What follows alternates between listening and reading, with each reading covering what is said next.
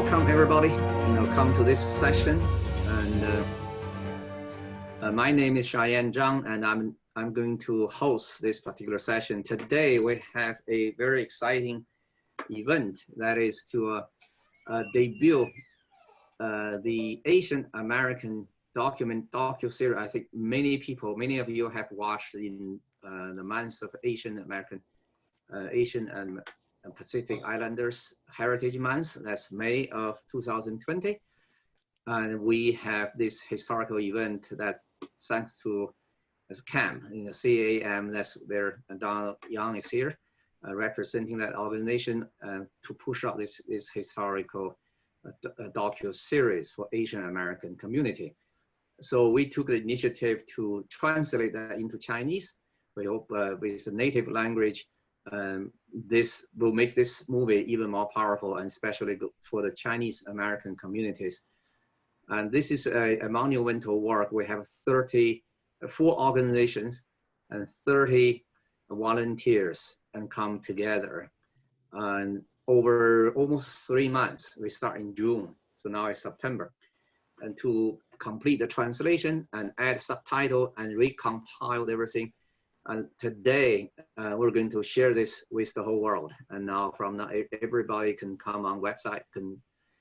Before we, later I will just show you the website. We already proposed it, everybody can see it. And then we're gonna play a little trailer so you can see. And then after that, today we also have a wonderful panel here. And I will introduce each one of them. They will share their thought on the significance of this Chinese subtitled version of Asian American. So for right now, I'm going to share my screen and we'll show you the trailer. So this is the new website for this particular docuseries with Chinese subtitles. You can see here, we actually have 4 organizations sponsor this particular event. And also you can see here for each episode, we have Chinese and English. This is episode 2, 3, 4, and 5. So the audience can, anybody come to this website can choose and click any one of those episodes and to watch it. So we hope this will make it convenient to the people who want to enjoy this event. Let me just quickly show you a little clip. Okay. I grew up with the American dream. But all Asian immigrants were denied the right of naturalized citizenship. And with the Exclusion Act, the Chinese became the first undocumented immigrants. The American dream is a lovely dream to have, and so people continue to aspire, enduring whatever it is that they've got to do as immigrants. Japanese Americans fought on the side of the United States while the rest of their family was incarcerated. Legal challenges were so important because they did not have political power. And as much as tragedy is a part of our heritage here, so is possibility. Asian voices are coming out. You've got these young people fighting to make change happen. They had to assert their rights. It was like a genie coming out of the bottle. You couldn't put us back in.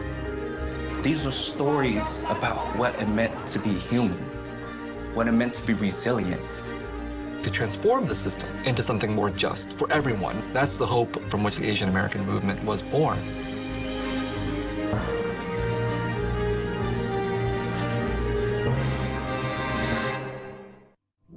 Major funding for Asian Americans was provided by the Wallace H. Coulter Foundation, Just Films, Ford Foundation, National Endowment for the Humanities, Exploring the Human Endeavor, the Arthur Vining Davis Foundations, Investing in Our Common Future, the Freeman Foundation, Carnegie Corporation of New York, K Family Foundation, Long Family Foundation,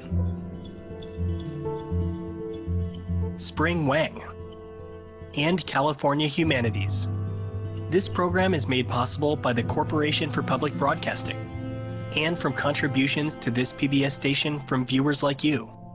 Thank you.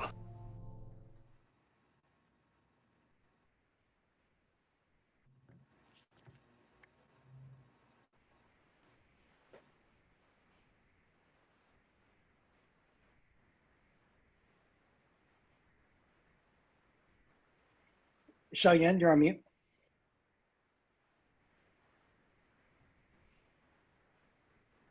I'm not hearing you.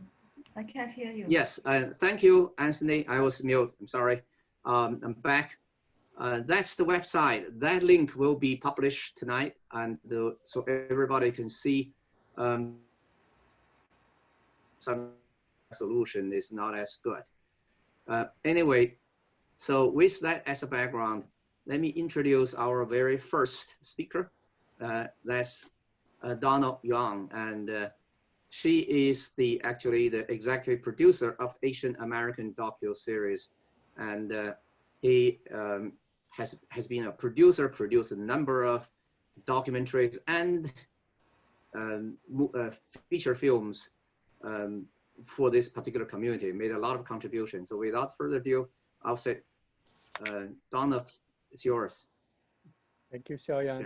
Everybody, thank you. It's a pleasure to be here today. And at CAM, we really appreciate the effort the organizations and you all have put into subtitling, translating the series.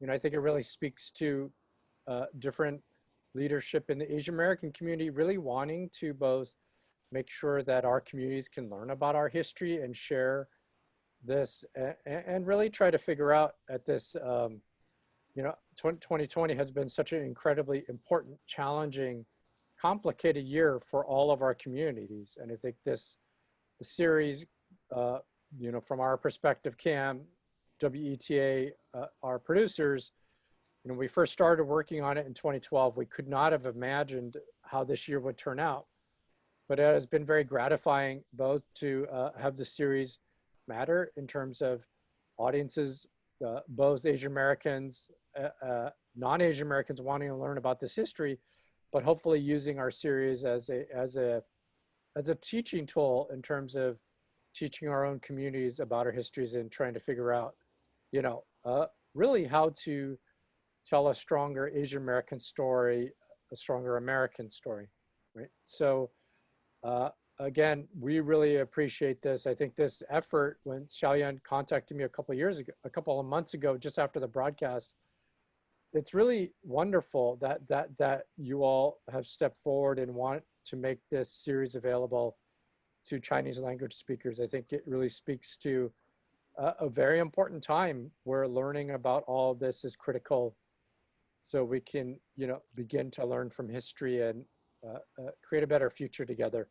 I have a 2-minute featurette that provides sort of a behind the scenes with the filmmakers and gives a framework in terms of the ideas and why we set out to tell this history.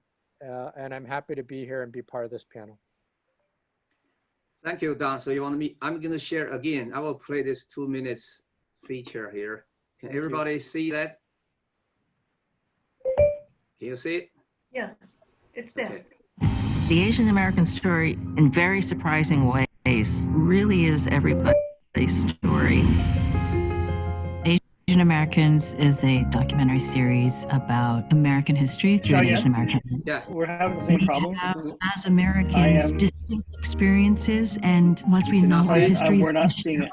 Our histories, we can understand what it means to be Asian American. To tell the Asian American story, you can't just talk about the Asian Americans, because, you know, race in the United States is so intricate, so complex. It was not too long ago where Asian Americans were excluded from entering the country. If we can learn from history, we can avoid repeating it. I thought you can. Okay. I don't know what on my here, so I cannot. So let me see. I could share the link if you just go ahead and send me the link again, or the same link. No, this is a different one. This also is a Vimeo. You have to have a password to get it. Can you see this right now? Yes. No? A picture. Picture, right. When I play it, you cannot see it, right? This is the picture.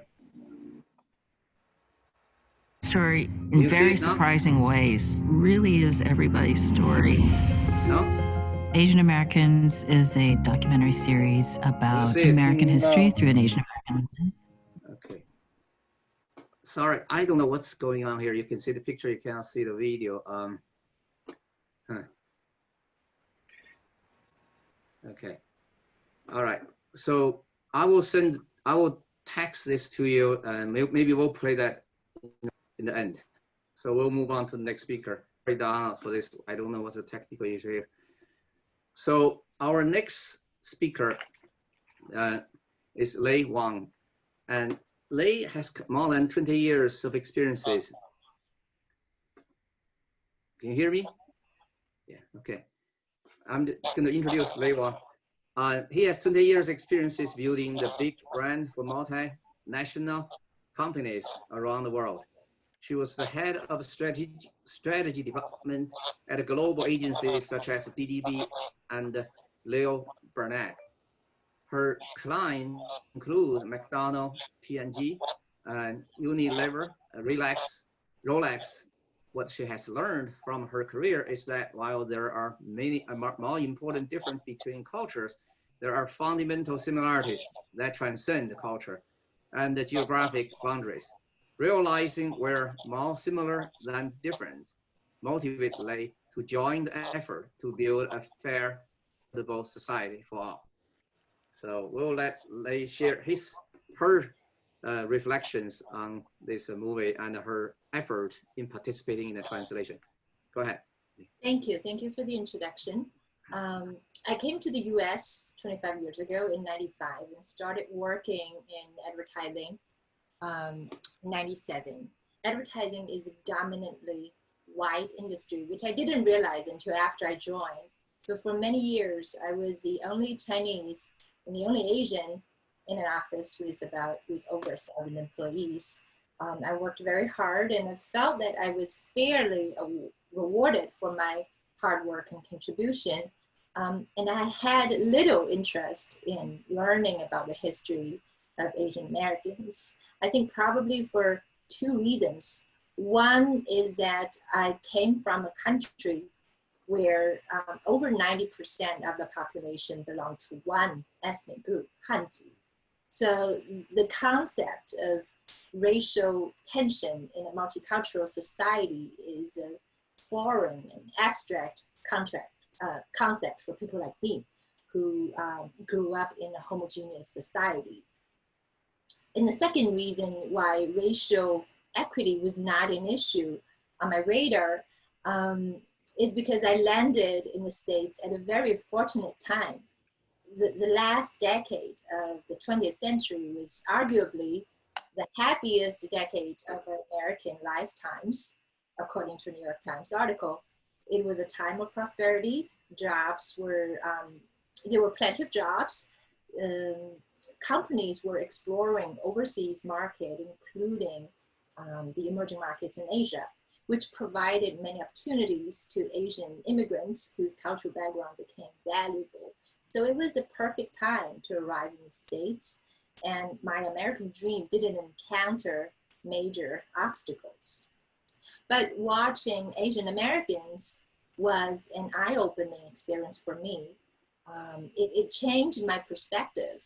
I realized that I have taken for granted many privileges that I enjoy, which wouldn't be possible if it weren't for people who believed in and fought for equality and human rights before us. And that's why I was so glad to have had the opportunity to join the team to translate this documentary into Chinese. I hope more first-generation Chinese immigrants like myself will be able to fully enjoy the documentary with the Chinese subtitle. And it will be an eye-opening experience for them, just like as it was for me. And people say history doesn't repeat, but rhymes. I think history rhymes because human nature doesn't change. History is a complex composition of the good and the evil that coexist in human nature. And the good and the evil ebb and flow when certain variables form familiar patterns. When I was working on this project, I was amazed at how similar some current events are to what happened 150 years ago. So for example, I first heard of the idea of building a wall at the US-Mexico border in 2016. I thought it was an original idea. It came from a presidential candidate with a background of building things. But as it turned out, it was not an original idea. The US-Mexico border wall was actually proposed 150 years ago. And the specific purpose was to keep Chinese from entering the country from the southern border. So this made me realize that when building walls became part of the political vernacular, it's a sign, it's an externalization of the walls that are being erected inside people's heart. So 150 years ago, there was a recession, the unemployment rate was high, jobs were hard to come by, political partisanship was very intense, the country was greatly divided, and these harsh conditions breed xenophobia. And Chinese Americans became the scapegoat back then. And the Chinese Exclusion Act was passed because of that perfect storm. And what is alarming is that all these sound very familiar today. So this documentary helped me recognize the rhymes of history. And the question is, how do we prevent the history from repeating? So to help inform future actions, our team has developed a survey for viewers to fill out after watching the documentary. We hope to put our fingers on the pulse of today's Asian Americans to better understand our community's hopes and dreams, challenges and issues. And I hope that through projects like this one, more Asian Americans like myself will be awakened and inspired to take actions to build a more just America for all. So that's what I have to share. Thank you. Thank you, Lei. That's great to share your thought. And I'm going to introduce our next speaker, Winifred C. Chin. I emphasize, some of you, if you watch the movie, you'll probably recognize her. She actually appeared in the documentary and shared her family's experiences during the McCarthy era. That is particularly relevant to today, given the current deterioration between the US-China relationship. So we're very, very happy, fortunate to have her join us today to share with us her experiences. And she's also an accomplished historian and currently serving as a professor at East Asia History and Culture at New York University. And she also co-authored a book. It's called The Paper Sun. You probably all watch that. If you watch the movie, you'll see the Paper Sun is a big phenomenon. So without further ado, and here we go, it's Professor Chin. Thank you, Xiaoyan. Can you hear me okay? Yes. Okay. Well, to me, this having Asian Americans with Chinese subtitles pretty much opens up an entire world of knowledge for the newcomers, for the new immigrants, and for potential immigrants. And if you look at history, what happened was that ever since Chinese people began to come here for work from the late 1700s on, and then especially during the Pacific Railroad, Chinese people have been living a myth that coming to America, especially with the gold rush in 1849, there was this myth that when you come to America, everything will be fine and we call it, America had earned the name Gold Mountain. So if you came to America, you made money, you sent it back home, your families were not starving, and they could buy fine clothes and have good food. And so this myth continued. What happened was that Chinese people in America at that time, did not have any entertainment anyway. There were no movies, no restaurants. So it was easy for them to work and just send money back home.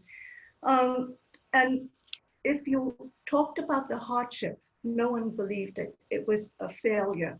If you came to America and you talked about not making money, you talked about discrimination, chances are at that time, it was not believed because it would be seen as a failure on the immigrant, on the worker's part. And it didn't want, people back home did not want to hear it.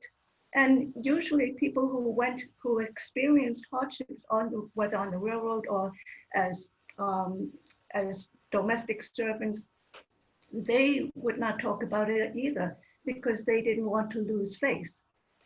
What did happen was in 1882 with the Chinese Exclusion Act, Chinese people did hear about that because it immediately affected them. Chinese people could not come to America anymore for work. But that myth of coming to Gold Mountain and making money and making a lot of it and being able to send it back home, that continued. And that is what gave rise to the paper sun method of coming to the US. The paper sun method being a method of purchasing a paper that designated you as the son of an American citizen, and it gave you the right to come here. And so even with the Chinese Exclusion Act, Chinese people continue to come here as paper sons, and that paper son method continued to be used well into the 50s, even after that Exclusion Act was lifted in 1943. And that was mainly because the quota was so low that there was no other way to come here, given the quota was 105 annually admitted Chinese. So paper son continued, and the myth continued that if you came here, you made money, you sent money back home, and the family would be well provided for. The problem in the 50s was that in 1949, when China declared a communist victory, there became the rise of Mccarthyism. Senator McCarthy declared that the US government had been infiltrated by communist spies.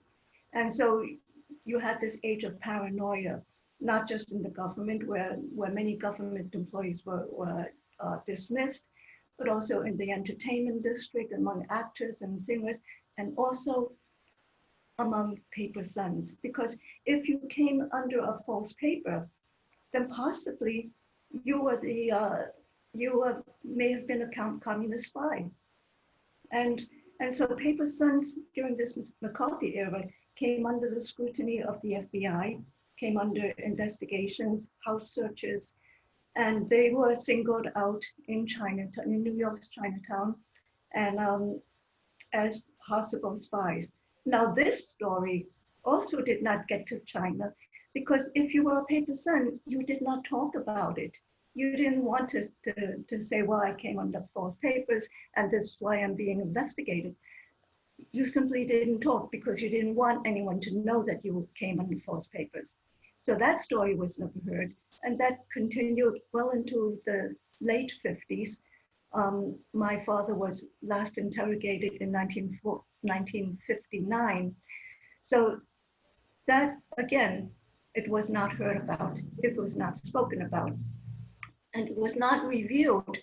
This paper son method was not reviewed until the book came out called Paper Son One Man's Story, which is basically my father's story.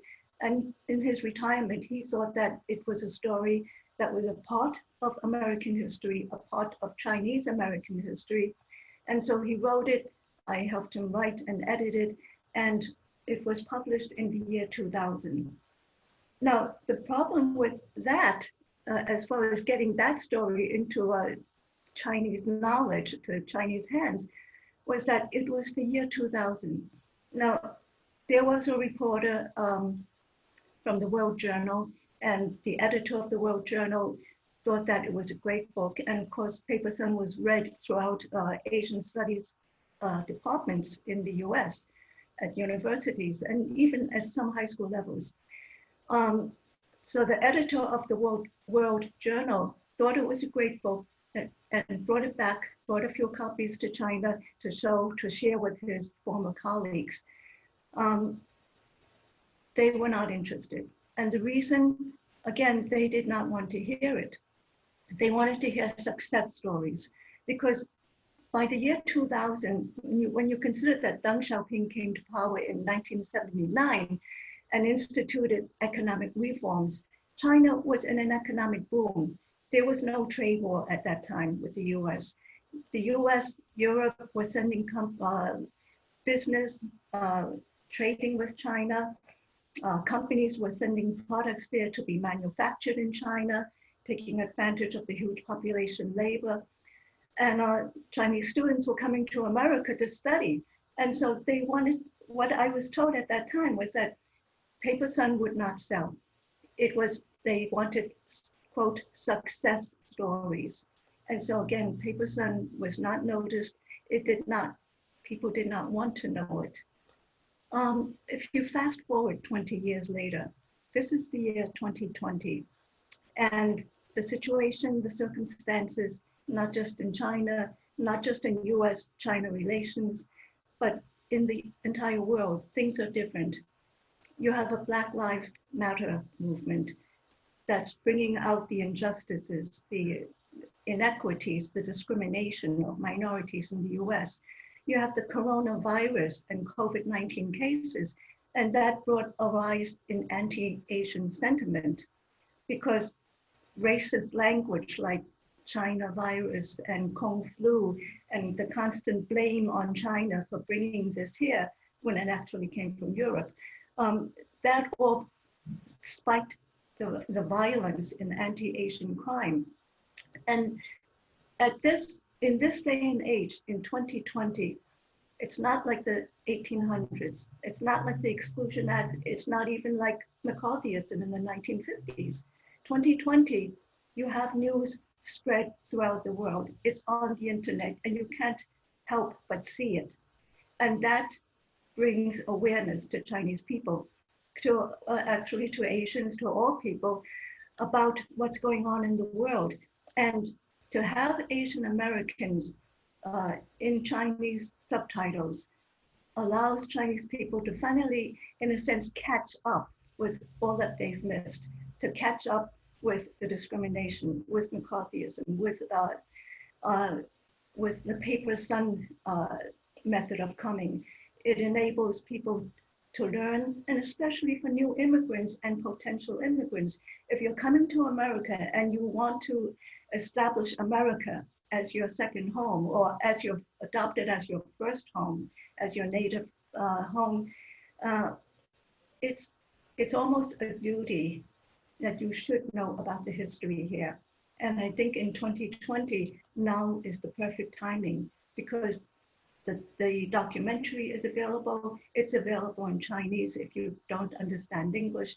And it's a whole world of knowledge to be able to know what's going on in this country among Asians, especially if you're coming here. Thank you, Professor Chin. And I think this is so insightful. I love the comment you have about your book at a time when the China people don't want to pay attention because everybody is prosper and after the reform. That's really interesting refuse to acknowledge, but now is a time we have to learn from history. Thank you so much. Your life experiences really bring this movie to us help us to understand this much deeper from a personal perspective. Thank you. I'm going to introduce the next speaker here and discussion is her name is Jessica He. And Jessica actually is the leading translator, is the team lead for episode 5. Okay, episode 5 is the concluding, section, episode. Anthony, can you change the speaker view? Okay. So, yeah. And also Jessica is IT work, and she works in the IT industry for many years, and also in his spare time, he have a Chinese blog a few years ago, and started publishing in Chinese language social media apps, mostly writing issues concerned to Chinese Chinese community. Before joining this project, she had published articles about this film, inspired by especially episode 5. And no wonder now she served as the team lead for episode 5, and you'll see his name in the acknowledgement when you watch the movie. So now let's hear from her, her reflection and experiences in participating in this project. Now, Jessica, it was all yours. Go ahead. Okay, thank you, Professor Zhang, for the introduction. And also, I'd like to thank the National Leadership Forum, Civic Leadership Forum, for this opportunity. Watching Asian American, my first feeling was that it's revealing and confirming at the same time, even if it sounds weird, but that's how I felt it. What impressed me most is episode 5, the part named, the title, The Breaking Through. To me, this is like the summit view of a long journey, the fruits of lifelong soul searching, and the accumulation of generations' wisdom. In episode 5, coming out of the LA riots after the Rodney King case verdict, the Korean communities reshaped itself. Before that, they were just Koreans, and even though they lived in America. After that, they became Korean Americans. They were no longer only self-interested. They not only accepted American values, but were also ready to defend them, no matter who the victim is. And to me, this is the most valuable outcome, and it's thought-provoking as well. I believe we all should learn from this example and do the same thing, especially Chinese Americans. I'll explain why. Let's take a look at the affirmative action in college admissions. Were Asian Americans discriminated against? Maybe. But this is not something I want to prove or disprove today. Just for the sake of argument, let's say there is reverse discrimination.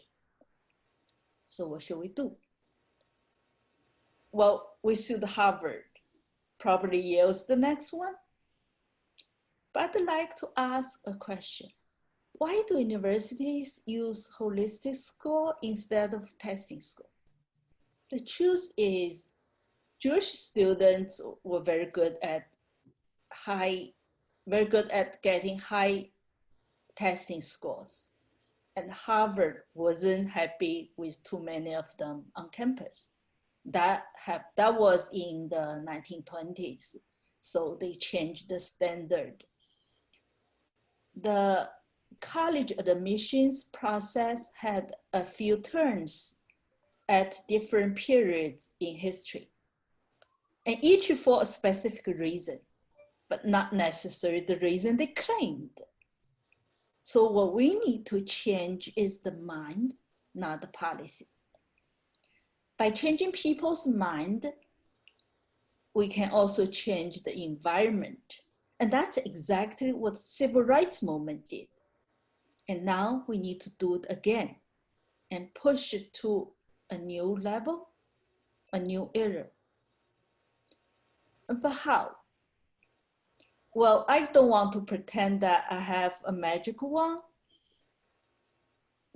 but I'd like to share some thoughts. Maybe we should learn from the Jewish community. That was once a very self-oriented group, but after World War II, they truly learned a lesson and are now always the ones standing by the weak. When Muslims were targeted, they were among the first to say, "Today we are all Muslims." Blacks are the major players in the civil rights movement in the 60s, but many whites joined the fight. You know what? Most of them are Jewish. That's how you do it. You fight for everyone, and eventually you will benefit yourself. But first and foremost, you do it because it's the right thing to do. It has to be value-oriented, not rather than self-serving. Otherwise, it will benefit nobody. I know those who claim, those who filed the lawsuit against Harvard also claim that it's for everyone. But let's face it, where Asians had to overcome a hurdle, Blacks were against the war because they were specifically targeted for discrimination. If after George Floyd video, you still cannot stand by Blacks, I don't think plaintiffs' purported intentions are convincing. And I'm afraid that even if we win the lawsuit, this kind of strategy will only win us the battle, but lose the war. We Asians are the biggest beneficiary. Actually, something more.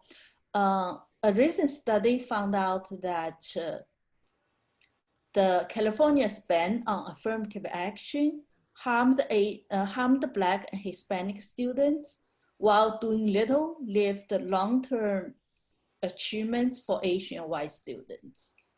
That is, the impact on Asian white students doesn't change their outcome. So for us, it's a small inconvenience, but for Black and Hispanic students, that's life-changing. We Asian Americans are the biggest beneficiary of the civil rights movement. I think now it's our turn, our duty, and our obligation to push society forward and make history. Now come back to this film, which is a high quality documentary. I'm so glad that we Asian finally had such a thing so close to our soul. It's long overdue. And I'm honored to be part of a team to have the opportunity to serve my community. Thank you for listening. Thank you, Jessica. That's great. That shares a lot of your passion and your point about current issue with African American, with the college admission and many other things. So you really extend, but I think you're right. Asian American as a document actually covers a wide range of issues, especially historically, the civil rights movement. Asian American definitely is a beneficiary from that, and even though many people don't quite know that. So that historical lesson we all need to learn. Thank you so much. Thank you. I'm going to introduce the next speaker. Also, I'm very excited to introduce her because many of you in the audience may already heard her name, Huang, and she she watched the movie, Asian Americans, and was originally want to write her reflection. At that time, of course, something else also happened. This Black Lives Matters and George Floyd incident. So of course now everybody may know her, and she wrote a very powerful letter, to all the Chinese American parents. A big discussion. I'm so glad because we need to have all different opinions come out. Especially I'm excited to see the young generation to come out to be able to express their views and ideas. This is what's all about. In American, we have to allow all the opinions, all the things. We have to be part of that. We have to join conversation. Of course, she is also a student at Yale University in English, and she also has some wonderful idea about the future, and she's doing for the Chinese American community. I think for next generation, people like Elaine really wants to serve and contribute and participate. I'm very supportive of any young generation. We all need to be part of that. I think their generation will do better than our generation. So without further, I will just let Elaine to take over. Okay, it's yours. All right, thank you so much for that introduction. You want your PowerPoint to yeah, share that? I think Anthony has it, so he's willing to share. Okay, so Anthony's more reliable than my side. Okay, Anthony. Yeah, sorry. So thank you so much for inviting me. It's really an honor to witness this incredible translation project and to hear from such accomplished and such insightful speakers. So like Xiaoyan said, actually watching Asian Americans inspired me or prompted me to write an article that went viral among like the Chinese diaspora and the Chinese American community on anti-Blackness in the Chinese American community, because I was asked to write about and reflect on Asian Americans at the same time that the George Floyd uprisings and protests were happening. And I thought it was inappropriate to talk about Asian American history and I guess like so-called progress without recognizing how what we perceive as progress is very much built on Black revolutionary and liberatory politics. So I thought I'd just read a short excerpt from the beginning of the piece to start off. Watching Asian Americans, I am haunted by the video clips of Chin's mother, Lily. She is a small Chinese woman who looks like my grandmother, my mother, or an aunt. Her face crumples in front of the cameras. She pleads and cries in a voice almost animal-like. I want justice for my son. Yet in all of Lily's footage, she is surrounded by Black civil rights leaders, such as Jesse Jackson. They guard her from news reporters that try to film her grief. Later, they march in the streets with Chinese American activists, holding signs calling for an end to racist violence. When I wrote this, I thought a lot about how I perceived a lot of Chinese Americans around me, specifically being silent or being reluctant to speak up about the Black Lives Matter movement or about George Floyd's murder and about white supremacy and racism in general. And kind of echoing what everyone said, I perceived this really large sort of generational gap in knowledge where a lot of immigrants, especially Chinese American immigrants who came here after 1965, are sort of unaware of all the processes that led them, such as my family and my parents, to be even able to immigrate here in the first place, that abolished, like what Professor Chin was saying, racist quotas and allowed wealthy and well-educated Chinese Americans to enter this country in the first place. And they had no knowledge that it was because of the civil rights movements and because of Black politics and Black activists and Black leaders. So I thought Asian Americans as a documentary and as a series served as a really apt and really significant backdrop to kind of contextualize the George Floyd protests and say, like, this is not the first time it's happened. We've seen things like this with the Third World Liberation Front, with the Civil Rights Movement, and even with things like Vincent Chin, which eerily echoes the George Floyd moment. So that was extremely insightful for me. Could you click to the next slide? Thank you. So when I wrote this letter, it went surprisingly very viral on Chinese social media. And I was kind of shocked by how quickly the letter circulated. It also received a lot of media attention because I think this article like revealed a lot of things about the Chinese diaspora and the Chinese American community and sort of emphasize that sort of generational gap between those Chinese Americans who had been activists and who have been here before the civil rights movement and who lived in very different sort of socioeconomic and historical and racialized conditions as compared to like the newer immigrants who were generally wealthier, more educated, and who didn't have a knowledge of these histories, of these Asian American histories that we see play out so like spectacularly in this documentary. I received a lot of really positive feedback from my essay, but also a lot of really negative feedback. People would sort of write back to me saying like, there's no such thing as racism anymore. We live in this like post-racial society, and if Black Americans or if people of color want to improve their conditions, their like political and social and economic conditions, they just have to work harder.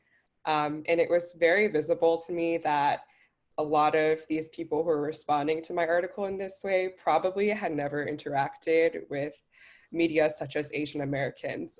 They were people who were kind of taught that, you know, struggle and racist trauma and even like being racist towards others and having that kind of lack of empathy were natural and it's just part of the American dream.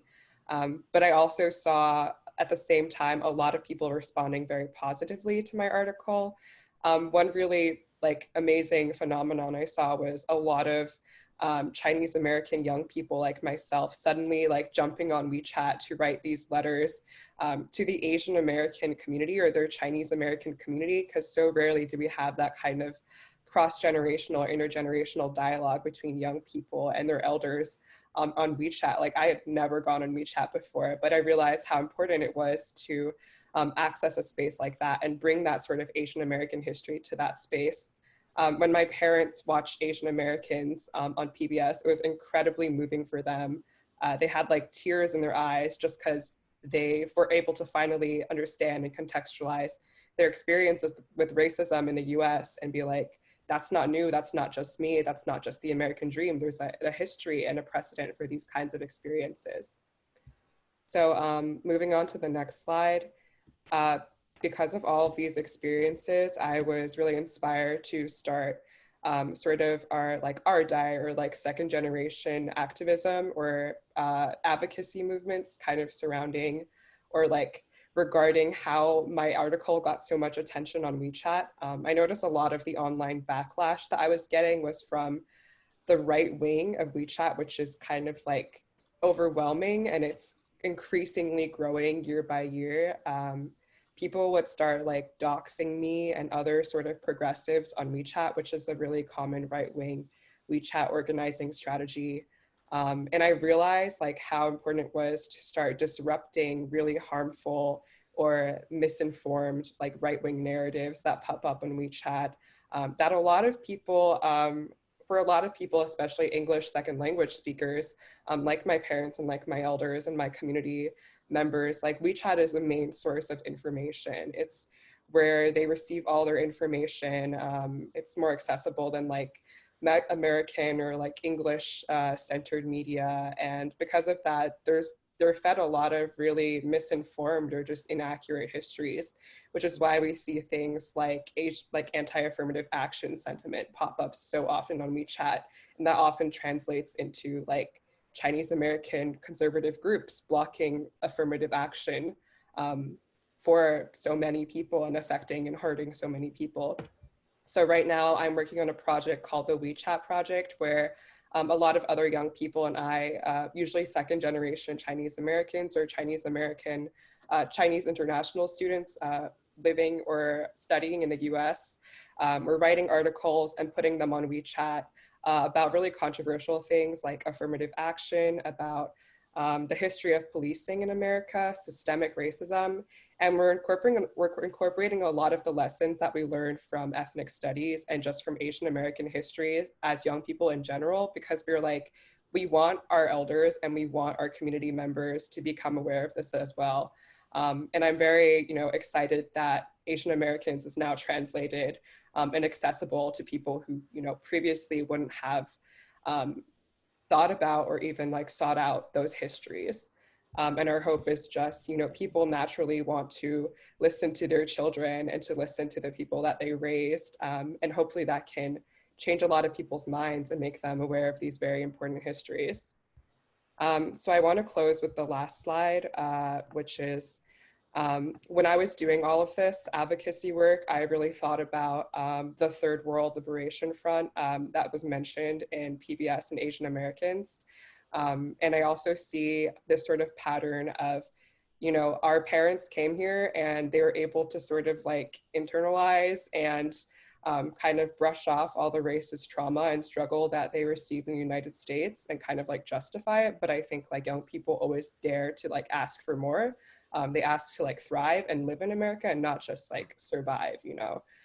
So I just wanted to end with something that I wrote in my essay to kind of close it off, also relating to Asian Americans. I urge all Chinese Americans to watch media such as Asian Americans and to seriously reflect not only on our own history, but also on our shared history with other minorities, how our liberation is intertwined with liberation for Black Americans, Native Americans, Latinx Americans, and more. We are not exempt from history. What happened to George Floyd has happened to Chinese miners in the 1800s and Vincent Chin, and will continue to happen to all of us and all minorities unless we let go of our silence, which has never protected us and never will. Our history is not only a lineage of obedient doctors, lawyers, and engineers. It is also a history of disruptors, activists, fighters, and above all, survivors. I think often of Yuri Kochiyama, a Japanese-American internment survivor of internment camps who later became a prominent civil rights activist and who developed close relationships with Black activists such as Malcolm X. We are all part of one another, she once said. Overall, I'm really excited to show this translation of Asian Americans to my family and even to my family members in China, and to kind of continue building this intercultural and intergenerational solidarity and shedding light on these very important, but often like very undertold histories. Yeah, thank you for inviting me. Thank you, Eileen. That's, we're so glad to see you actually almost start a movement, right, among young people. We do have one more panelist. Is Ning-Jo here? He's here. He's here. Okay, great. Can we show his? Ning-Jo, can you turn on your camera? Okay. Okay, is Zhou Ning here? Yes, I'm here. Okay, great. So, can you show your picture? Well, I'm sorry, I'm unable to show my picture, but I just have a very small story to share with everybody. Oh, sure. Okay. Yeah, Ning-Jo is another one, and he also participated in the project, and he has some reflections and thought to share with us. And Ning, you want to just introduce yourself? You want me to introduce you? Well, I have been in this country since 1988. Okay, go ahead. And I been to a bunch of schools, like most Chinese Americans, you know, been to many schools. And I've been working with many global firms as well, from automotive industry to Amazon.com to Intel. And I just want to share one simple story with everyone. I was part of the core management team for Intel's $2.5 billion joint venture in Dalian, China. So what we wanted to do is to build a semiconductor plant in Dalian, China.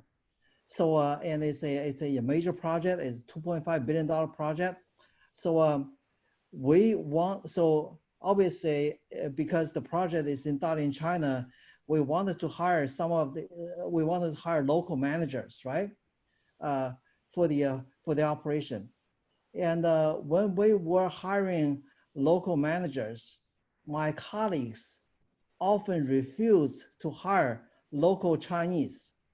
And the arguments that they make is, well, the local Chinese tend to be very competent technically, but they just don't have the leadership skills, or they just don't have the managerial know-how. Does this sound familiar to you? Isn't this exactly the same type of argument that Harvard uses to reject the Chinese American applicants. I think it's very similar. This is, and I believe this is very harmful. I believe if you go to I worked in many global firms. I was at Chrysler Motors, then I was at senior management position at Amazon.com. Then I was responsible for Intel's $2.5 billion joint venture in China. I can tell you, when big global firms hire, when they consider hiring Chinese American managers or Asian American managers, this is the exact type of argument they make. Well, we see a lot of people who are competent technically, but they just don't have the management know-how and the leadership skill. So this is an excuse that has been used against Chinese Americans and Asian Americans alike, not only in school applications, but also in workplaces. So I just want to warn everybody that this type of stereotype is very harmful. It's not without harm. And when you're talking about, I mean, I personally, I grew up sort of in Detroit. So I worked with African Americans. I was roommates with them. I played basketball with them. So I have, I have absolutely, I probably have a lot of more interaction with African Americans than most Chinese Americans.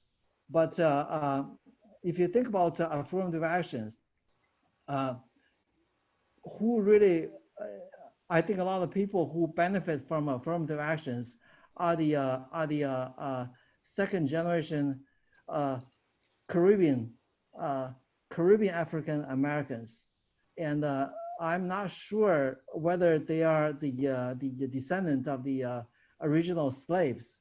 I do not know. And I also know that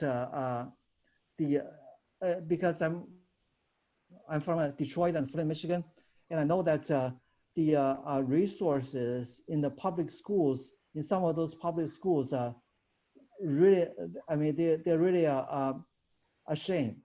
And I think that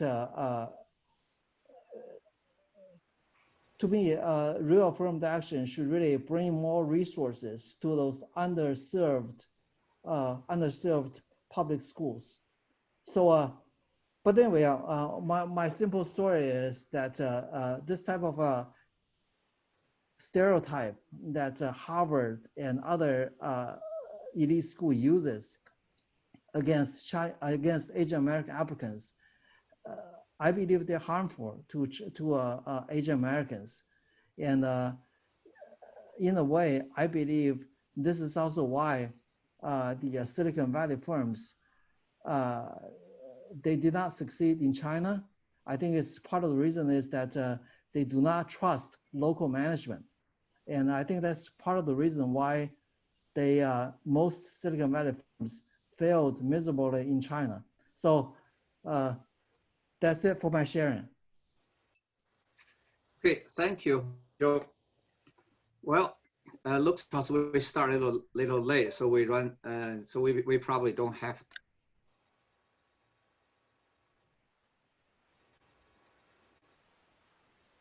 asking for whether this subtitle can also be in the traditional Chinese characters. Answer to that is yes, we are definitely considering also have another version, but this is the first version came out, and we're also thinking in the future maybe there will be English and Chinese together, et cetera, et cetera. It's all under discussion. But for right now, the first version release will be just simply, it will be the simplified character. That's a good question. And also, before we leave, I know, Anthony, can you still play that little video that Don wants to share with us? Can you do that? And also, I sent in the chat, today is the official day for the debut of the new, for the Chinese subtitle Asian Americans. And the website, as I said, I sent it in the chat to everybody. It's www.ucausa.org/ASAM. Well, many people in this group knows UCA organization. This is actually on the UCA website. Just we add a subtitle, the subcategory there /ASAM, the Asian Americans. Okay, so you can go to that website. It's on there. All 5 episodes are on with the trailer as well. And I hope you'll enjoy that. Now, Anthony, you're still there, Anthony? Anthony Lei? I am, and I'm ready to play the video. Okay, let's use that video as a closing for Got everybody. it. So everyone, lights, camera, action. The Asian American story, in very surprising ways, really is everybody's story. Asian Americans is a documentary series about American history through an Asian American lens. We have, as Americans, distinct experiences, and once we know our histories and share our histories, we can understand what it means to be Asian in America. To tell the Asian American story, you can't just talk about Asian Americans because, race in the United States is so intricate, so complex. It was not too long ago where Asian Americans were excluded from entering the country. If we can learn from history, we can avoid repeating it.